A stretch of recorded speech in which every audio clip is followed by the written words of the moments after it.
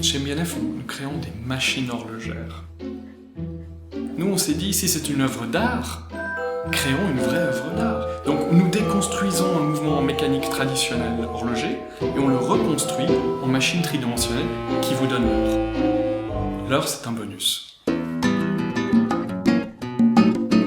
m'appelle Maximilien Busser, je suis né en Italie, arrivé en Suisse à l'âge de 4 ans. J'ai fait le PFL de 86 à 91 en microtechnique et depuis 21 ans, je travaille dans l'horlogerie. Et en 2005, j'ai créé MBNF, le premier laboratoire de créativité horlogère débridée. L'idée, c'est de créer une machine qui est une sculpture mécanique. Et dans mon cas, c'est beaucoup lié à mon enfance. J'étais un fils unique très solitaire, qui était tout seul dans sa petite chambre, qui était autant son royaume que sa prison. Et puis moi, tous les jours, je sauvais le monde. J'étais Goldorak, j'étais Han Solo, j'étais un chasseur bombardier. Et chez MBNF, on a pris le pendant d'aller replonger dans notre enfance. Donc nos machines ressemblent à des navettes spatiales, à des plateformes spatiales, à des avions, à tout ce qui nous fait vibrer et nous a fait vibrer quand nous étions enfants. Quand on a créé notre première pièce, honnêtement on s'est dit personne ne va jamais acheter ça. Et puis ils les ont achetés. Alors donc on a été plus loin, on a fait la deuxième. Puis on s'est dit bon là ils vont pas nous suivre. Et ils nous ont suivis. Et la troisième, et la quatrième, et la cinquième. Un de mes fantasmes, ce serait d'avoir une machine de tinguer au poignet. Première cette année, c'était Gégère-Lecoultre.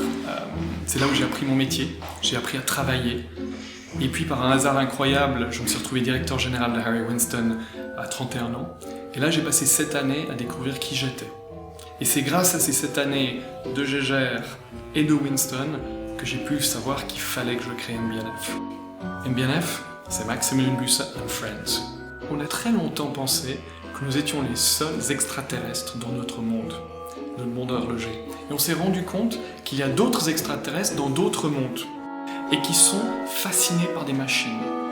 Et alors du coup, l'idée est arrivée, créons ce qu'on a appelé la Mad Gallery. On a rassemblé, pour une fois, ce qui ne s'est jamais fait, tous des créateurs indépendants qui ont une vision différente de la machine.